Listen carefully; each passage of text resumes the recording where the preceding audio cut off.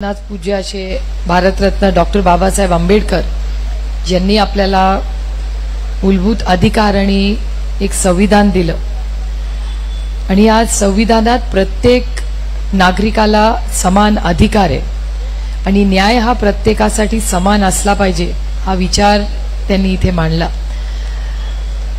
आणि बदलापूर असेल, सातारा, कोल्हापूर, दौंड अशा अनेक घटना गेल्या 15 दिवसात आपण बघतोय की प्रचंड वाढलेल्या आपल्याला दिसतायत आणि प्रशासनाकडून अपेक्षित असं सहकार्य सगळीकडे आपल्याला दिसत नाही, कारण का अनेक घटना अशा आहेत ज्या पुन्हा पुन्हा झालेल्या आहेत आणि त्याची नोंद पोलिसांनी वेळेवर घेतली नाही म्हणून ही कृती वाढलेली आहे आणि त्या वर्दीची भीती ही राहिलेलीच नाही। आपण ज्या पुण्यात इथे आहोत इथलीच घटना आहे की इथे पोलीसच किंवा पोलीस यंत्रणा ही रक्त बदललं किंवा जेव्हा कोणी एखादा ड्रग्स वाला माणूस असेल तो हॉस्पिटल मधून अटकेत आहे तो पळून जातो।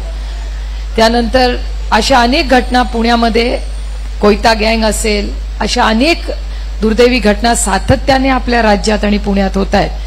या प्रशासनाचा मी जाहीर निषेध करते आणि एक महत्त्वाची गोष्ट आहे की हे सरकार किती असंवेदनशील आहे बघा। आंदोलन जेव्हा बदलापूरला झालं तिथल्या सत्तेमधल्या लोकांनी असंच भाष्य केलं की बदलापूरला आलेले लोक सगळे बाहेरचे होते। माझं म्हणणं आहे कुठले का असू दे ना ते भारतीय होते आणि भारतीय लेखीसाठी तिथे लढत होते, याची नोंद या सरकारने घेतली पाहिजे। अतिशय असंवेदनशील सरकार आहे आणि शेवटी सत्य बाहेर आलंच। 2 दिवसांनी हाच चॅनलवाल्यांनी आपल्याला सांगितलं की तिथला कोणीही बाहेरचा नव्हता, ती बदलापूरची सामान्य मायबाप जनता होती जी लेखीसाठी लढत होती। म्हणजे ह्याच्यातूनच या सरकारची विचारधारा काय किंवा कसा हा विचार करतात हे उघड झालेलं आहे। त्यातून माननीय मुख्यमंत्र्यांनी एक स्टेटमेंट केलं की एक बलात्कार झाला पुणे जिल्ह्यात आणि 2 महिन्यातच आम्ही त्या नराधामाला आम्ही फाशी दिली। अशी जर कृती झाली असेल तर आपण सगळे जाहीरपणे मुख्यमंत्र्यांचा सत्कार करायला जाऊ जर ह्याच्यात सत्य असेल तर। त्यामुळे प्रत्येक गोष्टीत गलिच्छ राजकारण आणायचं आणि इतकं असंवेदनशील सरकार आजपर्यंत मी खरंच कधी पाहिलेलं नाही। हा विषय अतिशय गंभीर आहे आणि अतिशय संवेदनशीलपणे ही फक्त त्यांची लेख नाही, ही आपली लेख आहे।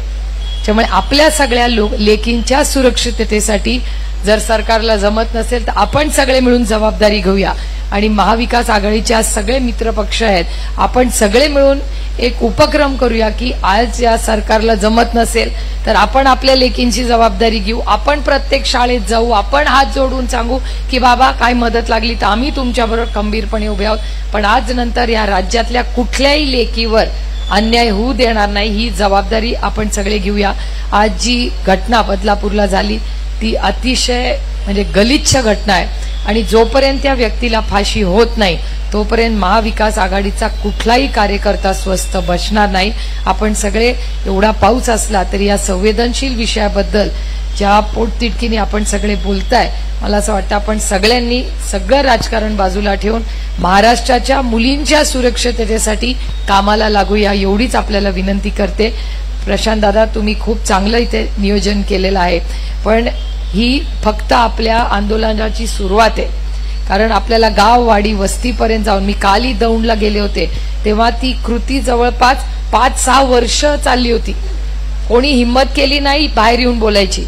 आता आम्हाला 5-6 वर्षांनी कळलंय, कारण का एका पालकांनी हिम्मत करून सांगितली तर आपल्याला फक्त कुटुंबांना पण हिम्मत द्यायची गरज आहे की तुम्ही जर बाहेर आला तर तुमची बदनामी होणार नाही। आणि मी आज इथे सगळे जे टीव्ही चॅनलवाले त्यांचंही कौतुक करते आणि आभार मानते, कारण का दौंडची घटना असेल किंवा बदलापूरची घटना असेल या सगळ्यांनी अतिशय संवेदनशीलपणे रिपोर्टिंग केलेलं आहे। ज्या आपल्या लेखी आहेत त्यांच्या कुटुंबाचं नाव किंवा ओळख कुठेही बाहेर आलेली नाही आणि माझी सगळे कार्यकर्त्यांनाही विनंती राहील की गडबडीने हाऊस व्हिजिट्स करू नका, कारण का त्यांची ओळख कधीही बाहेर येता कामा नये, कारण का त्या मुलांना पुढचं आयुष्य जगायचंय। त्याच्यामुळे त्यांची प्रायव्हसीचा मान सन्मान आपण केला पाहिजे। 15 दिवसांनी तुम्ही त्यांच्या घरी गेला तरी चालेल, पण घाईघाईनी जाऊ नका, कारण का आता त्यांना काउन्सिलिंग वगैरेची मदत आहे. त्याच्यामुळे माझी सगळ्या कार्यकर्त्यांना विनंती आहे की फार मीडियानी फार संवेदनशीलपणे हे विषय मांडलेले आहेत. तीच संवेदनशीलपणा आपणही दाखवावा. आपण इथे आलात आणि या मोठ्या आंदोलनाची ही फक्त सुरुवात आहे. आपल्याला सुरक्षिततेसाठी खूप मोठं काम महाराष्ट्रात उभं करायचंय आणि पुन्हा एकदा या सरकारचा आणि त्या कृतीचा मी जाहीर निषेध करते. जय हिंद. यानंतर आदरणीय पवार साहेब एक प्रतिज्ञा बोलतील. आपण